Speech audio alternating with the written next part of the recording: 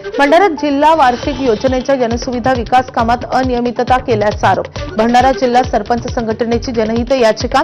नागपूर खंडपीठाच्या बेंचने भंडारा जिल्हाधिकाऱ्यांसह राज्य शासनाच्या ग्रामीण विकास आणि नियोजन विभागाला बजावली नोटीस।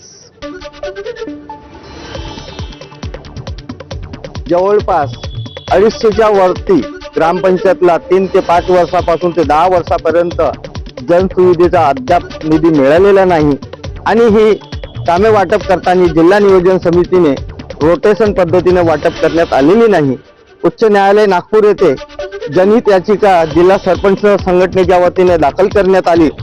भंडारा जिल्हा नियोजन समिती यांनी काही ग्रामपंचायत यांना दरवर्षी काम दिले आहे, काही ग्रामपंचायत अशीही आहे ज्यांना वर्षांपासून काम मिळाले नाही।